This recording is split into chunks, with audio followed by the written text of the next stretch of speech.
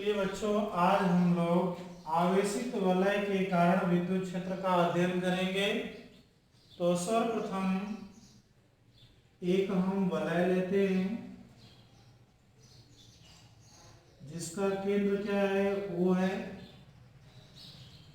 इसकी त्रिज्या कितनी है, R है। अब आपको करना क्या है, वलय के केंद्र से वलय के अक्ष पर x दूरी पर बिंदु P स्थित है, जहां पर वलय आवेशित वलय के कारण विद्युत क्षेत्र ज्ञात करना है। अब बच्चों ये क्वेश्चन समझ लो है क्या। ये मान लीजिए कि आपकी एक आवेशित वलय है जिस पर +q कूलाम का आवेश एक समान रूप से वितरित है और वलय की त्रिज्या कितनी है, r है। तो यहां पर क्या करेंगे, माना कैपिटल R त्रिज्या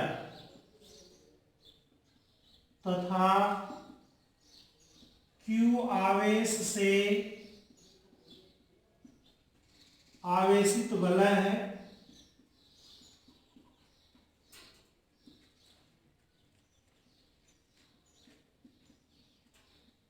जिसके केंद्र से x दूरी पर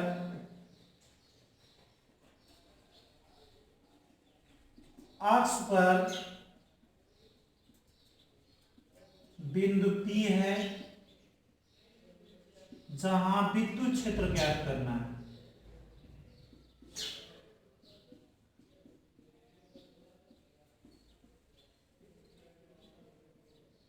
बच्चों ये प्रश्न आपका है कि कैपिटल R त्रिज्या की एक वलय है जिस पर +q कूलाम का आवेश एक समान रूप से वितरित है और इसके केंद्र से x दूरी पर बिंदु P स्थित है, जहां पर वलय के कारण विद्युत क्षेत्र की तीव्रता ज्ञात करनी है। जैसा कि आपने चित्र में देख लिया, O से P के बीच की दूरी कितनी है, x है। तो इसको हल करने से पहले ये दो इसमें एक एलिमेंट लेते हैं। इस एलिमेंट को आप मान लो A है और इसके ठीक अपोजिट दूसरा एलिमेंट आप B लेते हैं। इसका ये दोनों की लंबाई कितनी है, dl है। तो इसको हल करने के लिए आप क्या करेंगे, वलय पर दो अल्पांश लेंगे, A व B, जिनकी लंबाई dl है, के कारण P पर विद्युत क्षेत्र हम मान लेते हैं कितना है, एक के कारण dE1 है व दूसरे के कारण कितना है, dE2 उत्पन्न होता है। अब बच्चों आप चित्र में आप देखोगे, ये एक एलिमेंट है जिसकी लंबाई कितनी है, dl है। इसकी लंबाई कितनी है, dl है और इसके कारण यहाँ पर विद्युत क्षेत्र कितना उत्पन्न होता है, dE2 मान लेते हैं और इसके कारण कितना उत्पन्न होता है, dE1 मान लेंगे। अब इस चित्र को थोड़ा ध्यान से आप देखना। इस एलिमेंट के कारण विद्युत क्षेत्र कितना है, dE1 है। इसके कारण यहाँ पर विद्युत क्षेत्र कितना है, dE2 है। अब dE1 और dE2 दोनों दो घटकों में बच्चों विभक्त हो जाएगा। ये घटक होगा dE2 साइन थीटा और ये होगा dE1 साइन थीटा। अब इनका दोनों का क्षैतिज घटक जो आएगा, इसका आएगा d1 cos थीटा और दूसरे का आएगा dE2 cos थीटा। अब इस चित्र को आप देखेंगे कि DE2 और DE1 दो घटकों में विभक्त होता है। इसका DE2 के दो घटक हैं, DE2 sin थीटा और DE2 cos थीटा। ये ऊर्ध्वाधर घटक है और ये क्या है, क्षैतिज घटक है। ठीक इसी प्रकार से DE1 दो घटकों में विभक्त होगा, जिसका ऊर्ध्वाधर घटक है DE1 sin थीटा और दूसरा इसका घटक है DE1 cos थीटा। तो अब इसमें हम देखेंगे DE2 sin थीटा व DE1 sin थीटा, ये दोनों घटक बच्चों एक दूसरे के अपोजिट हैं, परंतु क्या है, विपरीत दिशा में हैं। इसलिए ये दोनों एक दूसरे के प्रभाव को क्या करेंगे, निरस्त करते हैं।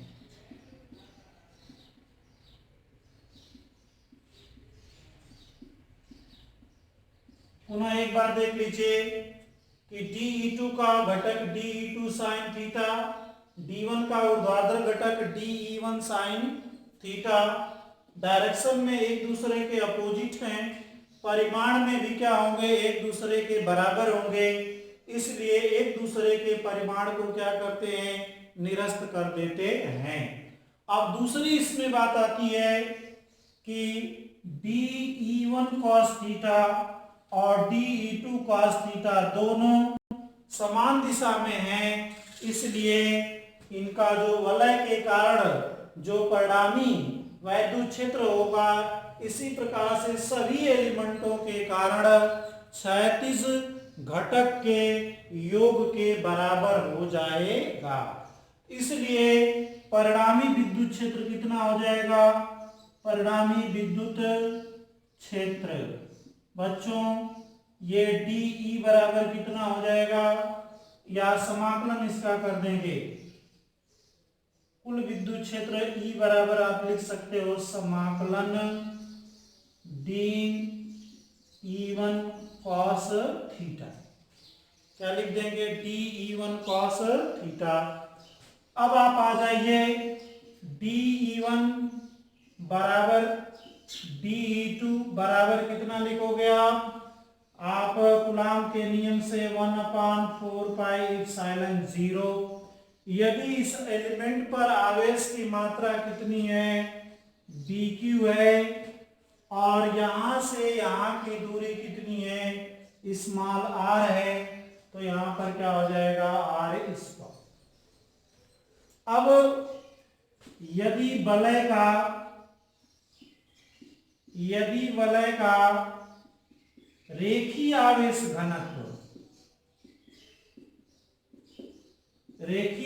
घनत्व लैम्डा बराबर Q अपान L, L का मतलब इसकी पूरी लंबाई, तो वृत्त की पूरी परिधि कितनी होती है, 2 पाई r। तो बच्चों यहां पर ये dq बराबर आप कितना रख सकते हो, dq बराबर कितना हो जाएगा, लैम्डा इंटू dl हो जाएगा। तो यहाँ dq का मान कितना रख दें, लैम्डा इंटू dl रख दें, तो यहाँ पर हो जाएगा DE1 बराबर 1/4 पाई एप्सिलॉन 0 लैम्डा dl अपान r स्क्वायर। अब बच्चों ये वैल्यू किस में रख देंगे, इसमें रख देंगे, तो संपूर्ण वलय के कारण विद्युत क्षेत्र की तीव्रता बिंदु P पर कितनी हो जाएगी, 1/4 पाई एप्सिलॉन 0 समाकलन, रेखीय समाकलन L इंटू कितना रख देंगे, लैम्डा dl अपान r स्क्वायर इंटू क्या रख देंगे, cos थीटा। अब बच्चों ये कोण कितना है, थीटा है, तो cos थीटा बराबर कितना आ जाएगा, ये आधार है और ये कर्ण है, तो यहाँ पर आप लिख सकते हो cos थीटा बराबर कितना होता है, आधार बटा कर्ण। तो आधार का मान बच्चों कितना है, x है, और कोण का मान कितना है, r।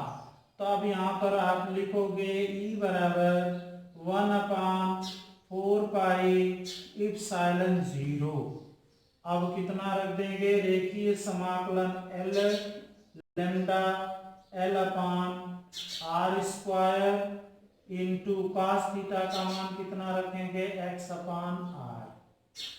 अब बच्चों इसको हम बाहर लेते हैं।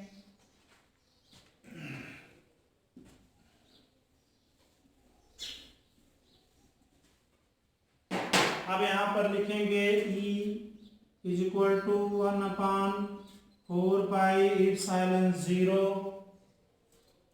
Lambda X upon R power 3 और एल इंटू कितना हो गया, डीएल। अब बच्चों समाकलन डीएल का मतलब क्या हो गया, उसके संपूर्ण परिधि होगा, इसका मान संपूर्ण परिधि कितना होगा, 2πr हो जाएगा। तो यहाँ पर आप लिख सकते हैं डीएल बराबर कितना लिख देंगे, 2πr, और स्मॉल आर बराबर कितना लिखेंगे, पाइथागोरस के नियम से आर स्क्वायर प्लस कितना लिख देंगे, एक्स स्क्वायर। अब इसमें वैल्यू रखते हैं तो ई बराबर कितना आ जाएगा, 1/4 epsilon 0 into lambda X upon R के स्थान पर R square plus X square power कितना होगा, 3/2 इंटू कितना रख दें, 2πr, कितना रख दें, 2πr रख देंगे तो इससे ये कट जाएगा और ये मिलाकर कितना आ जाएगा, लेमडा आर एक्स अपान कितना बचा, 2 epsilon 0 R square plus X square power 3/2। तो बच्चों यहाँ पर आपने क्या देखा कि वलय के कारण विद्युत क्षेत्र की तीव्रता lambda R X upon 2 epsilon 0 R square plus X square whole power 3/2। अब इसमें एक कंडीशन आता है कि यदि वलय की त्रिज्या, इसमें कंडीशन क्या है, यदि वलय की त्रिज्या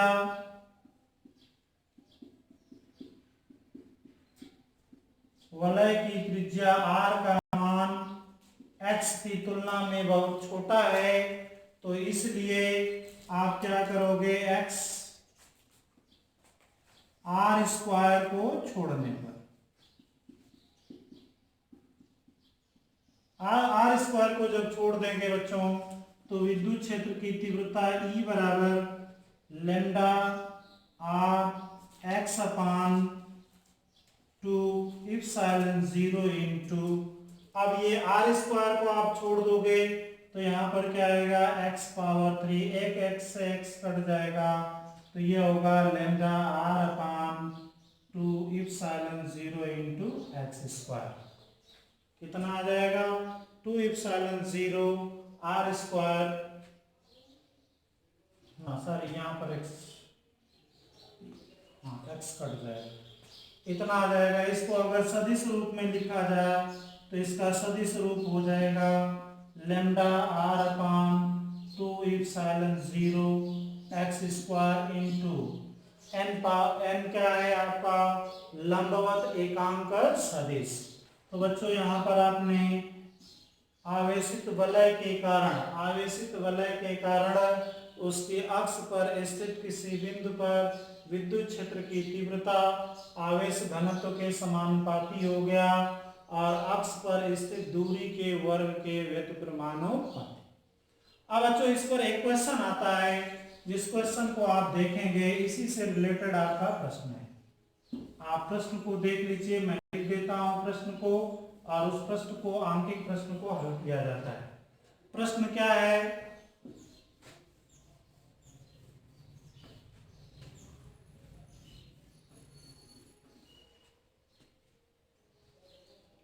आपका इससे रिलेटेड एक क्वेश्चन है। क्वेश्चन आपका दिया बुक में भी दिया होगा।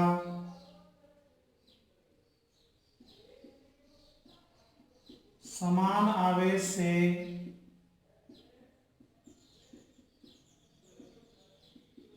आवेशित वलय तथा गोला। समान आवेश से आवेशित वलय तथा गोला, जहां गोला वलय के अक्ष पर वलय के केंद्र से √3r दूरी पर स्थित है,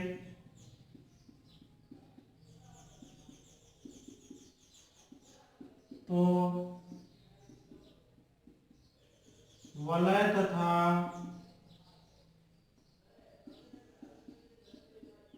गोले के मध्य विद्युत बल ज्ञात करना है। क्या ज्ञात करना है? विद्युत बल।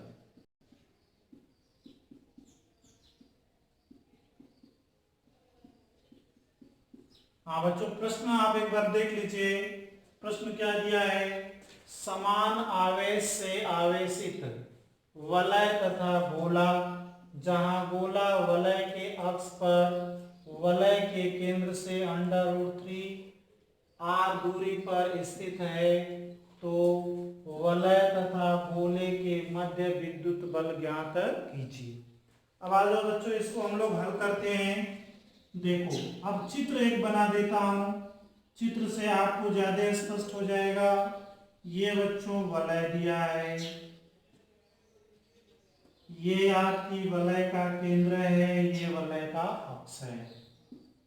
इसकी त्रिज्या कितनी है? r है। यहां से यहां पर आपका बिंदु P है, जहां पर क्या रखा गया है? गोला रखा गया है।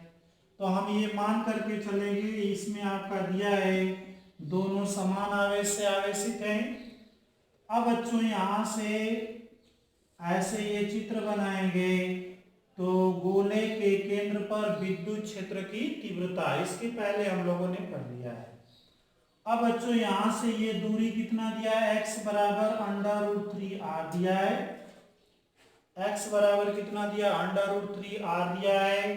तो इसके पहले हम लोग पढ़ चुके हैं कि वलय के केंद्र से x दूरी पर विद्युत क्षेत्र। अब इसके पहले हम लोगों ने टॉपिक पर डिस्कस किया था, E बराबर कितना होगा? 1/4πε0 लैम्डा अपान r⁻3। r⁻3 का मतलब r² plus x²⁻3/2 into 2πr। यही फार्मूला निकाले थे। तो बच्चों इस फार्मूले में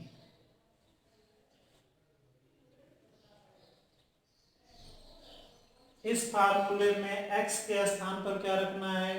√3r रख देना है। इस फार्मूले में x बराबर क्या रखेंगे? √3r रखने पर आप रखोगे तो विद्युत क्षेत्र की तीव्रता कितनी आ जाएगी? 1/4πε0 इंटू लैम्डा। x के स्थान पर आप कितना रखेंगे? √3r। √3r बटे यहाँ कितना रखोगे? r² प्लस √3r का whole square power 3/2 into 2πr। चलो 2π से ये 2π कैंसिल हो जाएगा, तो यहाँ पर कितना आ जाएगा? बोलो, यहाँ 2 आ जाएगा। तो ये कितना हो गया? Lambda √3 lambda r²। ये r से r कैंसिल, मल्टीप्लाई करोगे कितना हो गया? r² अपान 2ε0 इंटू, इसका बच्चों वर्ग करोगे तो 3 होगा, 3r² आ जाएगा। 3r² और r² कितना हो जाएगा? 4r² power 3/2।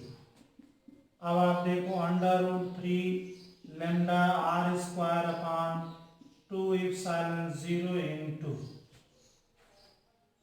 कितना हो जाएगा ये 2 आर पावर कितना हो जाएगा 3।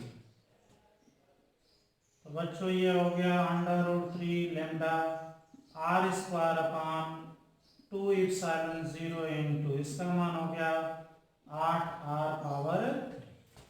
तो बच्चों आर स्क्वायर से ये कटेगा कितना हो गया आपका ये आपका ई बराबर आ गया √3 लैम्डा अपान 2 एप्सिलॉन 0 8 या यहाँ पर आप 16 एप्सिलॉन 0 आर लिख सकते हो।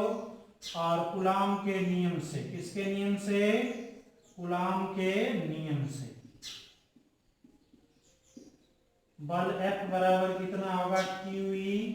अब बच्चों यहाँ पर आप रख देंगे तो ये कितना हो जाएगा √3 लैम्डा Q अपान 16 एप्सिलॉन 0। इसके बीच लगने वाले बल का आप मान यहाँ कैलकुलेट कर सकते हो। एक बार पुनः देख लीजिए, ये दिया है x दूरी पर उत्पन्न विद्युत क्षेत्र का ये आ गया और इसका मान आप रख करके x के स्थान पर क्या रखना है √3r रखना है। √3r रखोगे, इसको हल करोगे, हल करने पर हमारा कितना आता है ये आ जाएगा। इसको हल करोगे 2r पावर 3 हो जाएगा और इसको इससे मल्टीप्लाई करोगे तो बच्चों ये आ जाएगा। इस प्रकार से आज यहीं समाप्त करते हैं। नेक्स्ट डे में हम लोग गाउस का नियम अध्ययन